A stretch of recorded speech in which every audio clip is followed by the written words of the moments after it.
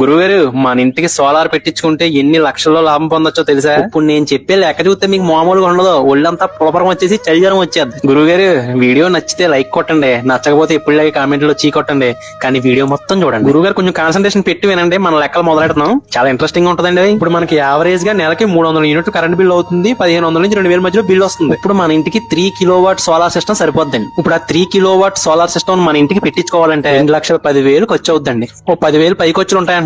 ఈ అమౌంట్ అన్నది 10,000 20,000 ఇంకా ఎక్కువ తీసుకోవచ్చు కొన్ని చోట్ల, అది మనం మాట్లాడుకోవడం బట్టి ఉంటది. 2,10,000 గవర్నమెంట్ ఇచ్చి సబ్సిడీ 78,000, సబ్సిడీ తీసేగా ఇంకా 1,32,000 మనం కట్టాలి. మనకి సోలార్ వేయడానికి వచ్చిన కంపెనీ వాళ్ళు ఆ 2,10,000 మొత్తం లోన్ ఇప్పించేస్తారు మనకి బ్యాంకు వాళ్ళు తాళలే మాట్లాడి. ఇంట్రెస్ట్ వచ్చి 6%, అంటే బాగా తక్కువ. ఈ విషయంలో మనం ఏం తిరగక్కర్లేదు, అన్ని సోలార్ సిస్టమ్ వేసే వాళ్ళే మనం చూసుకుంటాం. ఇప్పుడు మీరు 2,10,000 లోన్ తీసుకున్నారు కదా, కానీ గవర్నమెంట్ నుంచి వచ్చే 78,000 సబ్సిడీ ఉంది కదా, అది మీ అకౌంట్ లో పడుతుంది. దాన్ని తీసి లోన్ అకౌంట్ లో వేసేయండి. ఆ సబ్సిడీ తీసేగా ఇంకా 1,32,000 నెలకి 2,000 చొప్పున ఈఎంఐ పెట్టమని. ఇప్పుడు మీ లోన్ 6 సంవత్సరాలు 3 నెలల్లో తీరిపోతుంది. అసలు వడ్డీ కలిపి మీరు 1,50,000 కడుతున్నారు. ఇక్కడ నుంచి మీకు అసలైన లెక్క ఉందన్నమాట. ఈ సోలార్ సిస్టమ్ కి 25 సంవత్సరాలు వారంటీ ఇస్తున్నారు మనకి. ఈ 25 సంవత్సరాలు మనం ఏం భయపడక్కర్లే, మన ఇంటికి సోలార్ ఉన్నట్టే లెక్క. మనం పెట్టించుకున్న 3 కిలో వాట్ కి యావరేజ్ 360 యూనిట్లు నెలకి జనరేట్ అవుతుంది పవర్. కాబట్టి మన కరెంట్ బిల్లు ఆల్మోస్ట్ జీరో. ఆ బిల్లుకి బదులుగా మనం ఈఎంఐ కట్టుకుంటాం 2,000. 25 సంవత్సరాలు వారంటీ అనుకున్నాం కదా, అందులో 6 సంవత్సరాలు లోన్ కడుతున్నాం. ఇంకా 19 సంవత్సరాలు మనకి ఫ్రీగా కరెంట్ వస్తుంది. ఫ్రీగా కరెంట్ వస్తుంది కదా అని మనం ఎప్పుడు కట్టే కరెంట్ బిల్ డబ్బులు పాడు చేయకండి. ఇప్పుడు యావరేజ్ గా మనం కట్టే కరెంట్ బిల్ రూపాయలు 1,500 రూపాయలు అనుకుని